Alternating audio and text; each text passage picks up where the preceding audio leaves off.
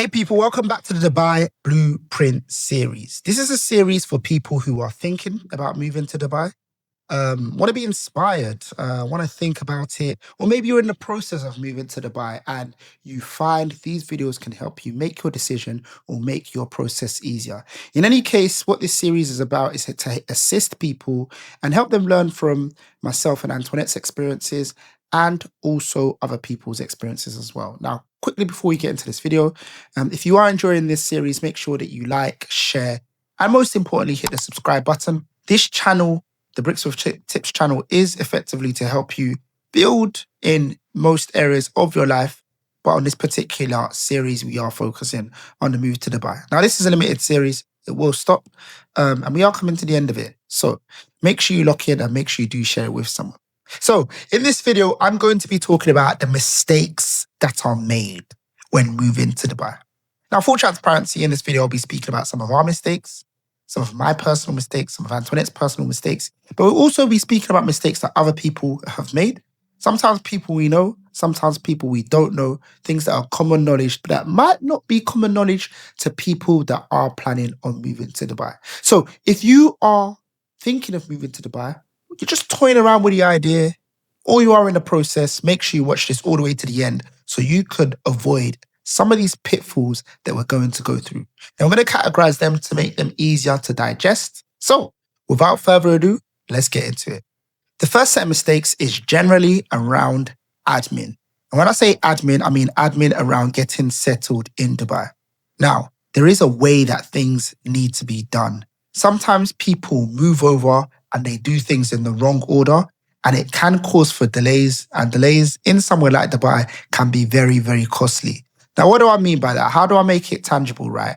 Quite honestly, the main thing I'm thinking about, or the main thing I'm speaking about, should I say, is you need to sort out your residency, your Emirates ID, and your mobile phone number, first of all. It's got to be on the top of the priority list. The reason is because housing, schools, anything, you name it, they're going to want your Emirates ID or a UAE phone number. And without these two, it's going to make everything incredibly difficult. The other thing about admin, which is quite interesting as well, is that there is instructions about how to do these things online, right? But there's no public domain where it's kind of like, this is how you do this, basically. So for example, if you wanted to renew your passport in, let's say, the UK, you could just pull up and they will kind of like talk you through the process and you'll be on a conveyor belt and you'll get that done. Or maybe online, it's quite simple, right?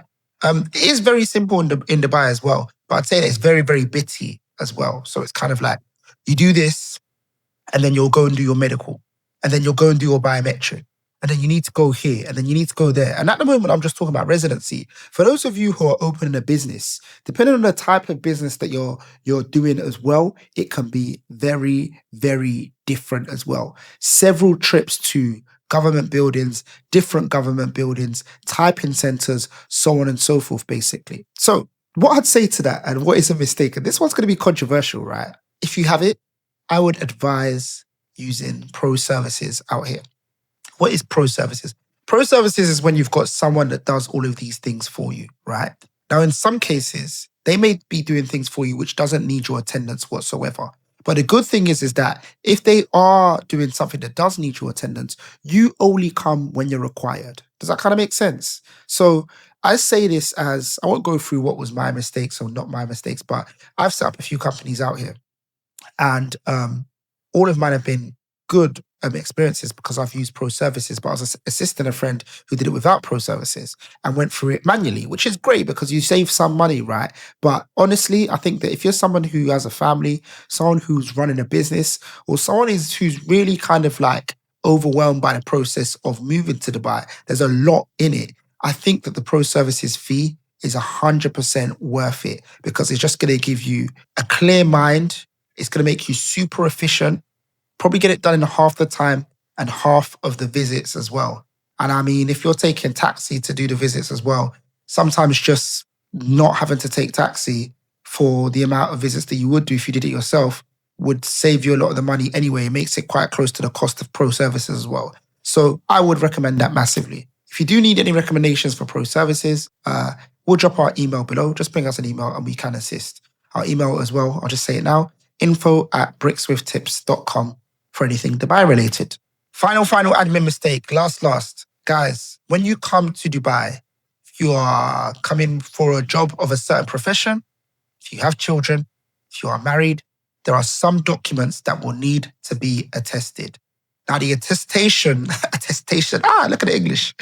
The attestation process is quite thorough, should I say, right? So you need to get your document, what I had to do for one of our documents anyway, get it signed by a lawyer in the UK, get it attested by the UK government, then get it attested by the UAE embassy in London, then that gets brought over to get one more final attestation in Dubai, if I remember correctly. Now, what happens is that some people move over and then they realize, damn, I need to get my degree certified. And you've moved over, you moved your life over, it's hectic, and you need to start thinking about doing all those things back in the UK as well, which can be quite stressful. So if you are moving over, look into what you can do in the UK as well. And a bonus one, sorry, I just remember the bonus one.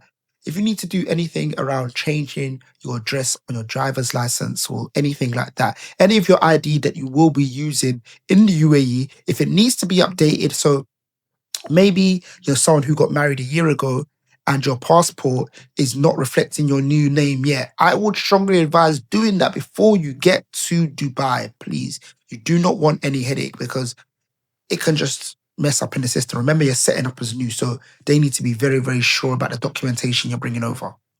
Cool. That's admin done. Next up, housing, right? Housing is a really, really quick one. The first one is looking at, if you are looking at renting or buying, most people will be going for unfurnished. For one reason or another, majority of properties are unfurnished, but sometimes, especially if you're an expat, how should I say? Should I speak for everybody? For a lot of people, for a lot of expats, the design, the aesthetic of a furnished property doesn't suit what they're used to back home. So a lot of people like unfurnished, put their own spin on it. Now, unfurnished in the UK typically means white goods as well, your fridge, freezer, so on and so forth. So one mistake that people make is that they have a low budget for furnishing your property. Please account for absolutely everything from your beds to your mattresses to your fridges to your freezers to your oven. Getting the dimensions right of your oven as well. No one's going to help you with that. Or you can hire someone to help you with that. But what I'm saying is that there's no real, your landlord, put it this way, you might not have contact with your landlord. You might not have a single bit of dialogue with them. But what you will have is dialogue with your real estate brokerage, basically. So make sure you pick a good broker. And on that note, before we go on to the future points as well, the future mistakes that people make, if you are looking to buy or rent in Dubai, you can now, finally, it's here. BWT Real Estate, we've got a team of brokers based in the UK and in the UAE that can help you buy or rent or just assist you with the process, advise you, consult you, let you know what's possible if you are looking to make the move. So there is a link in the description below. Feel free to just click the link, fill out a simple form, and you can be in touch with the team to see what is possible. Next up, negotiating rent or tenancy terms. Now, what we mean by rent is obviously your annual rent figure, but what we mean by tenancy terms is the amount of checks that you might pay, right? As you know, in the UAE, the quote-unquote standard is 1 check, but you can pay 2 checks, you can pay 4 checks, you can pay 3 checks, you can pay 6 checks, and you can pay 12 checks. Now, when I say checks, it's just divided by the month, right? So 3 checks would be it would be your annual rent payment paid in 3 separate checks. So 1 check every 4 months, basically. You give all 3 checks up front, and then they will just take it out of your account on each 4th month, basically. The culture in Dubai is quite firm, right? Quite firm, quite serious. And because of that, people don't negotiate. And I think that more often than not, it's difficult when you're trying to do so many things and move it as well. And I think this is why it's so important to pick a real estate broker that is working on your behalf, because they're used to the culture here and they can negotiate on your behalf, which is super, super important. So I think that's another mistake that people make. And once again, BW Real Estate is live. So if you're interested, make sure you click the button below, book in a consultation, and we'll take it from there. Next up, health, life, and school. Let's start off with health, right? So you need to have health insurance out in Dubai, right? You need to have health insurance, but not all health insurance is made the same, and not a lot of people look into how deep the coverage is. And some people overpay on health insurance, and some people underpay on health insurance, or some people are overcovered and some people undercovered, right? So what I mean by that is that let's look at undercovered first of all. Like some people just buy health insurance to tick the box, but they find out that it doesn't even include seeing a GP, right? The health insurance you bought is only for emergencies, only for A&E. And that sort of stuff isn't going to be able to help you, right, when you need it the most. Um, Also, not understanding, another mistake people make is not understanding how copay works as well. So most health insurance involves a copay. What that means is that if you did need to go to the hospital, you had a free procedures done, or they saw you and you were in the hospital for 2 days, what happens is that sometimes your insurance might cover 80% and then you pay the 20%, right? You can actually use like something like ChatGPT to do a guesstimate of how often you go to the hospital frequently in the UK. Maybe add a bit on top just to be sure, right?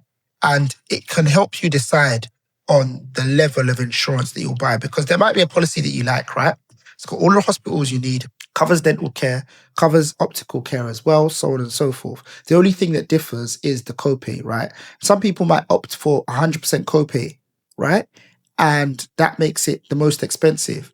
But if you only end up going to the hospital, only needed to pay out, I don't know, if you only needed to go to the hospital once a year, it doesn't actually make sense. 100% copay typically works better for people that go very, very frequently. So they don't actually end up paying loads. Anyways, look, that's just something to think about. The main thing that I want to mention is that just look at the level of cover you have. Look at the hospitals that are included. Look at their proximity to where you live and the quality of the hospitals as well. And just make sure that everything that you anticipate you or your family needing today and in the future is covered. Another one is starting school research too late. The sought after schools have waiting lists. So it's very, very important that once you know you want to move to Dubai, start looking at schools. Now, there's an abundance of good schools as well. So I understand it is tricky.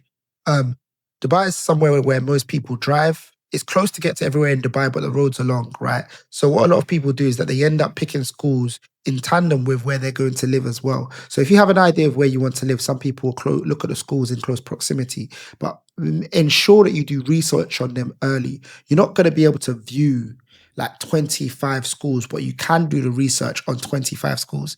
And once again, if you need to, use AI to get it done. And then guys, 3 more things that I couldn't categorize really. The first thing, and one thing I didn't know, is missing out on Ramadan/Eid sales, right? There can be sales on anything from cars to clothing to so on and so forth. I think cars is the biggest one, right? At some point, a lot of people are going to choose to buy a car in particular ways. That is where the heaviest savings are. But even on renting cars and car subscription services, you'll find that there are a lot of discounts around this period. So much so that like some people would actually put off the purchase of a car 3 months just to benefit from the Ramadan/Eid sales. So that's one thing that you need to kind of pay attention to. The next thing is overpacking, right? Overpacking is something that is serious. First of all, it's costly. Second of all, you'll have a lot of clutter. And the third thing is that I think it's important to just make sure that you are light here as well. Like you don't need to bring coats.